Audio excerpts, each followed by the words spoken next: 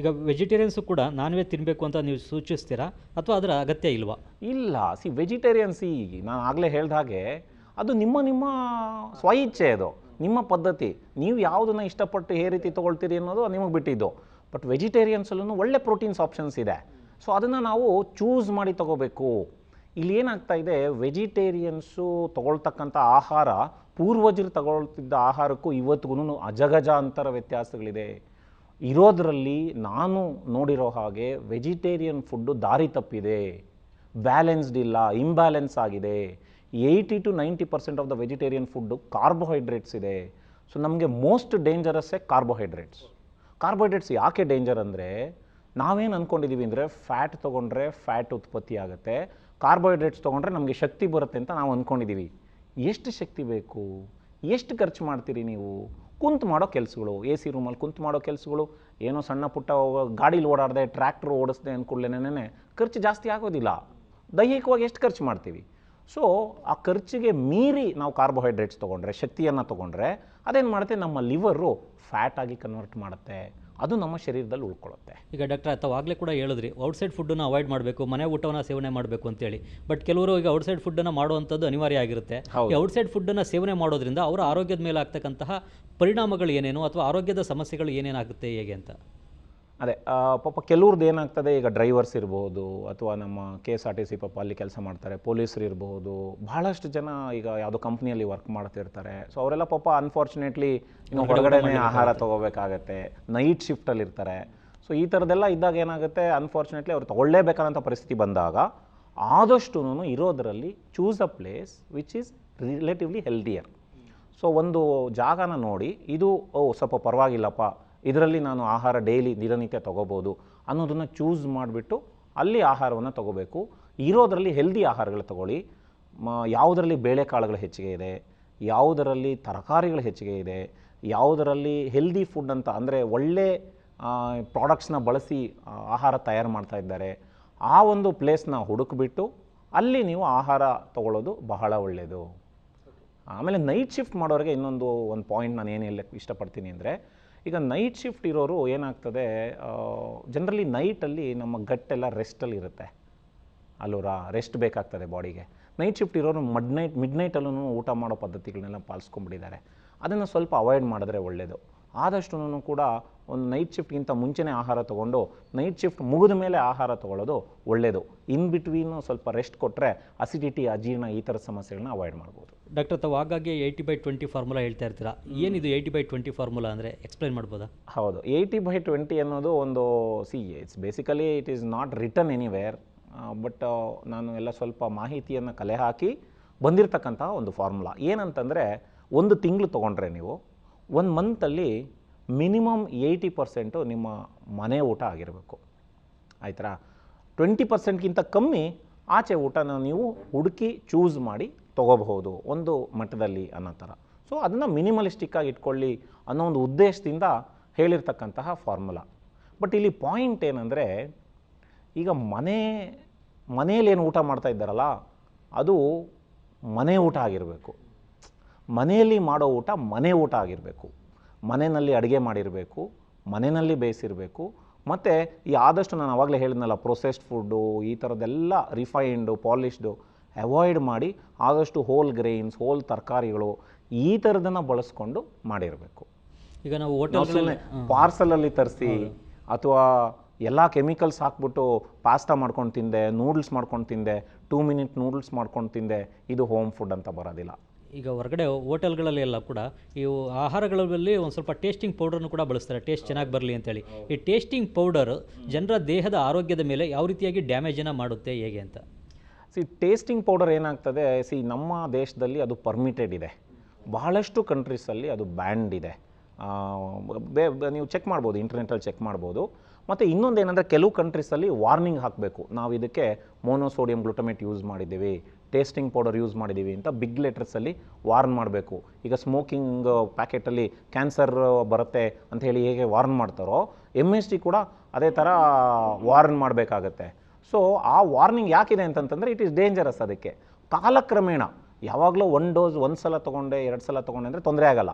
ಕಾಲಕ್ರಮೇಣ ಏನಾಗುತ್ತೆ ತೊಗೊಳ್ತಾ ನಮ್ಮ ಶರೀರದಲ್ಲಿ ಅಕ್ಯುಮುಲೇಟ್ ಆಗ್ತಾ ಹೋಗುತ್ತೆ. ಸೊ ಅದು ಇಟ್ಸ್ ಅ ನ್ಯೂರೋ ಟ್ರಾನ್ಸ್ಮಿಟರ್ ಅಂದರೆ ನಮ್ಮ ನರಗಳ ಮೇಲೆ ಅಫೆಕ್ಟ್ ಮಾಡಬಹುದು, ನರಗಳ ಮೇಲೆ ಡೈರೆಕ್ಟಾಗಿ ಅದು ಕೆಮಿಕಲ್ ಎಫೆಕ್ಟ್ ಮಾಡ್ಬೋದು, ಆವಾಗ ನರಗಳು ಆ್ಯಕ್ಟಿವೇಟ್ ಆಗ್ತದೆ. ಸೊ ಇದರಿಂದ ಏನಾಗುತ್ತೆ, ಅಡಿಕ್ಷನ್ ಆಗೋ ಚಾನ್ಸಸ್ ಜಾಸ್ತಿ ಇದೆ. ಸೊ ನೀವು ನೋಡ್ಬೋದು, ಹೊರಗಡೆ ಏನಾದರೂ ಒಂದು ಸ್ವಲ್ಪ ತಿಂದರೆ ಮತ್ತೆ ಅಲ್ಲಿ ಹೋಗಿ ತಿನ್ನೋಣಪ್ಪ ಅಂತ ಅನ್ನಿಸ್ತಾ ಇರುತ್ತೆ.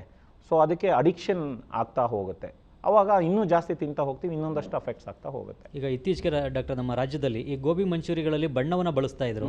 ಆ ಬಣ್ಣ ಆರೋಗ್ಯಕ್ಕೆ ಹಾನಿಕರ, ಹೀಗಾಗಿ ಬಣ್ಣವನ್ನು ಬ್ಯಾನ್ ಮಾಡಬೇಕು ಅಂತ ಡಿಸಿಷನ್ ತಗೊಂಡಿದ್ದಾರೆ. ಇದೇ ರೀತಿ ಯಾವ್ಯಾವ ಆಹಾರ ಪದಾರ್ಥಗಳನ್ನ ಅಥವಾ ಆಹಾರಗಳಲ್ಲಿ ಬಳಸ್ತಕ್ಕಂಥ ಕೆಲವು ಉತ್ಪನ್ನಗಳನ್ನ ಯಾವ್ಯಾವ್ದನ್ನ ಬ್ಯಾನ್ ಮಾಡಬೇಕು ಅಂತ ಹೇಳ್ತೀರಾ ತಾವು? ಸಹಜವಾಗಿ ಒಂದು ಅದೇ ಕಲರಿಂಗ್ ಪ್ರಾಡಕ್ಟ್ಸ್ ನೀವೇನು ಹೇಳಿದ್ರಿ, ಯಾವುದೇ ಕಲರ್ ಇರ್ಬೋದು. ಈಗೇನಾಗುತ್ತೆ, ನಾವು ಒಂದು ವಿಚಾರ ಬೇಸ್ಲೈನ್ ಏನಂದರೆ ಯಾಕೆ ಅವನ್ನೆಲ್ಲ ಹಾಕ್ತಾರೆ ಅನ್ನೋದ್ರ ಕಡೆ ಗಮನ ಹರಿಸ್ಬೇಕು. ಯಾಕೆ ಕಲರಿಂಗ್ ಯಾಕೆ ಹಾಕ್ತಾರೆ, ಯಾಕೆ ಬೇಕು, ಟೇಸ್ಟಿಂಗ್ ಪೌಡರ್ ಯಾಕೆ ಹಾಕ್ತಾರೆ? ಇಲ್ಲಿ ಬೇಸ್ಲೈನ್ ಏನು ಅಂತಂತಂದರೆ, ನಾವು ಆಹಾರನ ಪ್ಲೆಜರಬಲ್ ಮೂಮೆಂಟ್ಸ್ಗೆ ಯೂಸ್ ಮಾಡ್ತೀವಿ, ಆಹಾರನ ಪ್ಲೆಜರಿಗೆ ತೊಗೊಳ್ತಾ ಇದ್ದೀವಿ, ಖುಷಿಗೆ ತೊಗೊಳ್ತಾ ಇದ್ದೀವಿ, ನನಗೊಂದು ಮುದ ಕೊಡ್ಲಪ್ಪ, ಕಿಕ್ಕು ಕೊಡ್ಲಪ್ಪ, ಸಮಾಧಾನ ಕೊಡ್ಲಪ್ಪ ಅಂತ ತೊಗೊಳ್ತಾ ಇದ್ದೀವಿ. ಆಹಾರವನ್ನು ಆಹಾರವಾಗಿ ತೊಗೊಳ್ತಾ ಇಲ್ಲ. ಇದು ಪಾಯಿಂಟ್. ಇಲ್ಲಿ ನಾವು ಸ್ವಲ್ಪ ಯೋಚನೆ ಮಾಡಬೇಕು ಅಲ್ಲೂರಾ. ಈಗ ಅವರು ಗೋಬಿ ಮಂಚೂರಿ ಕೆಂಪಿಗೆ ಯಾಕಿರಬೇಕು ಅಂತಾನೆ ಅಲ್ಲೂರಾ. ಸೊ ಇನ್ನೊಂದು ರುಚಿಯಾಗೆ ಯಾಕಿರಬೇಕು, ಆರೋಗ್ಯಕ್ಕೆ ನಾವು ತೊಗೋಬೇಕು ಅಂತಂತಂದರೆ ಅವೆಲ್ಲ ಬೇಕಾಗಿಲ್ಲ. ಸೊ ಅದಕ್ಕೋಸ್ಕರ ಅವ್ರೇನು ಮಾಡ್ತಾರೆ, ಅಟ್ರ್ಯಾಕ್ಟ್ ಮಾಡೋದಕ್ಕೋಸ್ಕರ ಇವನ್ನೆಲ್ಲ ಹಾಕ್ತಾರೆ. ಸೊ ಎಲ್ಲಿವರೆಗೂ ನಾವು ಈ ಮೆಂಟಾಲಿಟಿ ಚೇಂಜ್ ಮಾಡ್ಕೊಳ್ಳಲ್ವೋ ಅಲ್ಲಿವರೆಗೂ ಇವೆಲ್ಲ ಮಾರ್ಕೆಟಲ್ಲಿ ಇದ್ದೇ ಇರ್ತದೆ, ತೊಂದರೆಗಳು ಮಾಡ್ತಲೇ ಇರುತ್ತೆ. ಸೊ ಆಹಾರವನ್ನು ನಾವು ಪೌಷ್ಟಿಕಾಂಶತೆಗೆ ತೊಗೋಬೇಕು, ನಮಗೆ ಶಕ್ತಿಗೆ ತೊಗೋಬೇಕು, ಮೆಟಬಾಲಿಸಮ್ಗೆ ತೊಗೋಬೇಕು. ನಾವು ನಮ್ಮ ಒಂದು ದಿನನಿತ್ಯದ ಏನು ಬ್ಯಾಲೆನ್ಸ್ ಇದೆ ಅದಕ್ಕೆ ತೊಗೋಬೇಕು.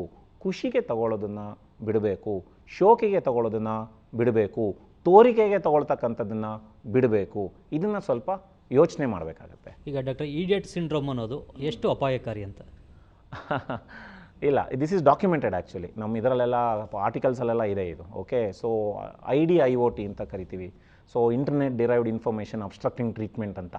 ಇದು ಇತ್ತೀಚೆಗೆ ಇಂಟರ್ನೆಟ್ ಕಾಲ ಬಂದ ಮೇಲೆ ಯಾರ್ಯಾರಿಗೆ ಇಂಟರ್ನೆಟ್ ಮಾಹಿತಿ ಇದೆ ಅವರೆಲ್ಲ ಹೋಗಿ ಅದಕ್ಕೆ ಹುಡುಕ್ಬಿಟ್ಟು ಅದ್ರ ಬಗ್ಗೆ ಒಂದು ಸ್ವಲ್ಪ ಮಾಹಿತಿ ತೊಗೊಂಡು ಏನು ಇದು ಇರೋ ಸಿಮ್ಟಮ್ಸ್ ಎಲ್ಲ ನಂಗೆ ಆಗ್ತಾ ಇದೆಯೇನೋ, ನನಗೆ ಆ ಕಾಯಿಲೆ ಬಂದುಬಿಟ್ಟಿದೆಯೇನೋ, ಎಷ್ಟೋ ಜನ ನನಗೆ ಕ್ಯಾನ್ಸರ್ ಬಂದುಬಿಟ್ಟಿದೆಯೇನೋ, ನನಗೆ ಹಾರ್ಟ್ ಅಟ್ಯಾಕ್ ಆಗ್ತಾ ಇದೆಯೇನೋ ಅಂತ ಗಾಬರಿನಲ್ಲಿ ಮಿಡ್ ನೈಟಲ್ಲೆಲ್ಲ ನಮ್ಮ ಆಸ್ಪತ್ರೆಗೆ ಓಡಿ ಬಂದಿರೋರಿದ್ದಾರೆ. ನಾವು ಅಡ್ಮಿಟ್ ಮಾಡಿ ಚಿಕಿತ್ಸೆ ಎಲ್ಲ ಶುರು ಮಾಡಿರೋರಿದ್ದಾರೆ. ಸೊ ಇದರಿಂದ ಏನಾಗೋಗುತ್ತೆ, ನಮಗೂ ಥಾಟ್ ಪ್ರೊಸೆಸ್ ಚೇಂಜ್ ಆಗಿಬಿಡುತ್ತೆ. ಸೊ ಒಬ್ಬ ಏನಾದರೂ ಸ್ಟ್ರೆಸ್ ಮಾಡ್ಕೊಂಡ ಅಂದರೆ ಏನೇನೋ ಕೆಮಿಕಲ್ಸ್ ಬಾಡಿಯಲ್ಲಿ ರಿಲೀಸ್ ಆಗಿಬಿಡುತ್ತೆ. ಆವಾಗ BP ರೈಸ್ ಆಗುತ್ತೆ. ನಾವು ಓಕೆ BP ರೈಸ್ ಆಗಿದೆಯೇನೋ ಅಂದ್ಕೊಂಡು ಅಡ್ಮಿಟ್ ಮಾಡಿ ಅದಕ್ಕೆ ಚಿಕಿತ್ಸೆ ಶುರು ಮಾಡಿಬಿಡ್ತೀವಿ. ಸೊ ಈ ಥರ ಬೇರೆ ಬೇರೆ ಸುಸ್ತು ಅಂತ ಬಂದುಬಿಡ್ತಾರೆ, ಒಂದೊಂದು ತಲೆ ಸುತ್ತಾ ಇದೆ ಅಂತ ಬರ್ತಾರೆ, ನಾವು ಆ ಕಾಯಿಲೆ ಇರ್ಬೋದೇನೋ.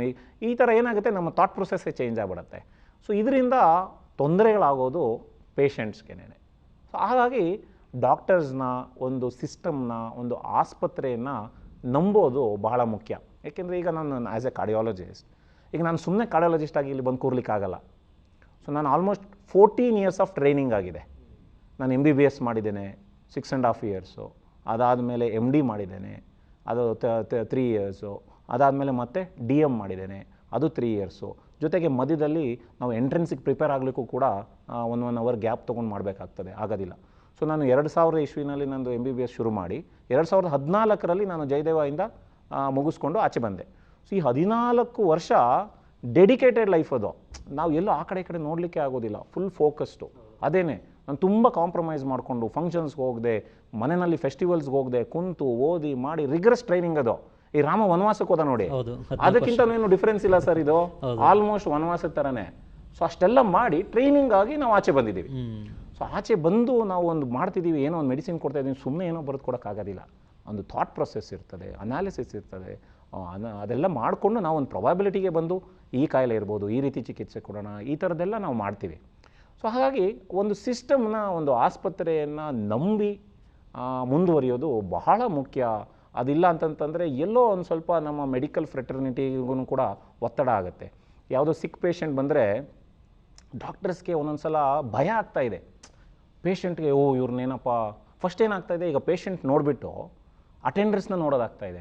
ಇವ್ರ ಫ್ಯಾಮಿಲಿ ಹೇಗಿದೆ, ಇವ್ರೇನಾದ್ರು ನಮ್ಗೆ ತೊಂದರೆ ಕೊಡ್ಬೋದಾ, ಹೇಗೆ ಮಾಡೋಣ, ಆ ಥರದ್ದೆಲ್ಲ ನಮ್ಗಳಿಗೆ ಯೋಚನೆ ಬರ್ತಾ ಇದೆ. ವೈದ್ಯರ ಮೇಲೆ ಅಟ್ಯಾಕ್ ಮಾಡ್ಬೋದು. ಈ ಥರ ಒತ್ತಡ ಸ್ಟ್ರೆಸ್ ಆಗುತ್ತೆ ಡಾಕ್ಟರ್ಸ್ಗೆ. ಅವಾಗ ಏನಾಗುತ್ತೆ, ಓ ಇಲ್ಲಪ್ಪ ಇದು ಸ್ವಲ್ಪ ಯಾಕೋ ನೋಡೋಣ, ಪೇಷಂಟ್ ಸ್ಟೆಬಿಲೈಸ್ ಮಾಡಿ ಬೇರೆ ಕಡೆ ಹೋಗಿ ಅಥವಾ ಏನು ಈ ಥರದ್ದೆಲ್ಲ ಕೆಲವೊಮ್ಮೆ ಆಗಿಬಿಡುತ್ತೆ. This is not good. ಈ ಥರ ಆಗಬಾರ್ದು, ಓಪನ್ ಆಗಿ ಬಿಡಬೇಕು. ಒಂದು ಸಿಸ್ಟಮ್ ಇದೆ ಅಂತಂತಂದರೆ ಬಟ್ ಏನಂದ್ರೆ ಆಮೇಲೆ 100% ಎಕ್ಸ್ಪೆಕ್ಟೇಷನ್ಸ್ ಇಟ್ಕೊಳಕ್ಕಾಗಲ್ವಾ ವ್ಯವಸ್ಥೆ ಮೇಲೆ. ಈಗ ಒಂದು ಪೇಷಂಟ್ ತೊಗೊಂಬಂದ್ರೆ ಸೀರಿಯಸ್ ಇದ್ದರೆ 90-95% of the chances he will improve, but there are about 5 to 10% of the chances that he may not improve. 100 ಜನಕ್ಕೆ ನಾನು ಚಿಕಿತ್ಸೆ ಕೊಟ್ಟರೆ ಎಲ್ಲರೂ ಚೆನ್ನಾಗಿ ಹೆಂಗೆ ಆಗ್ಲಿಕ್ಕೆ ಆಗ್ತದೆ? ಅಲ್ಲ, ಪರಿಸ್ಥಿತಿ ಕೈ ಮೀರೋದಾಗ ಏನು ಮಾಡ್ಲಿಕ್ಕೆ ಆಗೋದಿಲ್ಲ. ಸೊ ಹಾಗಾಗಿ ಅದನ್ನ ಸ್ವಲ್ಪ ಜನರು ಅರ್ಥ ಮಾಡ್ಕೋಬೇಕು. ಇದೇನಾಗ್ತದೆ, ಎಲ್ಲೋ ಮಾಹಿತಿ ತಗೊಂಡ್ಬಿಡೋದು, ಇದು ಹಿಂಗ್ ಮಾಡ್ಬೋದು ಹಂಗ್ ಮಾಡ್ಬೋದು, ಇವ್ರು ಸರಿಯಾಗಿ ಮಾಡ್ತಿಲ್ಲ, ಈ ಈ ಥರದಿಂದ ಏನಾಗೋಗ್ತಾ ಇದೆ, ಸ್ವಲ್ಪ ಎಲ್ಲೋ ನಮ್ಮ ವೈದ್ಯಕೀಯ ವ್ಯವಸ್ಥೆ ಬಹಳನೇ ಕಾಶಿಯಸ್ ಆಗ್ತಾ ಇದೆ, ಬಹಳನೇ ಒತ್ತಡದಲ್ಲಿ ಕೆಲಸ ಮಾಡ್ತಿದೆ. ಪ್ರತಿ ಆಸ್ಪತ್ರೆ, ಪ್ರತಿ ಡಾಕ್ಟರ್ಸು ನಾವು ಮೀಟಿಂಗ್ಸಲ್ಲಿ ಹೋದಾಗ ಇದ್ರ ಬಗ್ಗೆ ಎಲ್ಲ ಡಿಸ್ಕಸ್ ಮಾಡ್ತೀವಿ. ಹಾಗಾಗಿ ಸ್ವಲ್ಪ ಒಂಚೂರು ಚೇಂಜ್ ಆದರೆ ಒಳ್ಳೆಯದೇನೋ ಅನ್ನೋದು ನನ್ನ ಪರ್ಸ್ನಲ್ ಭಾವನೆ.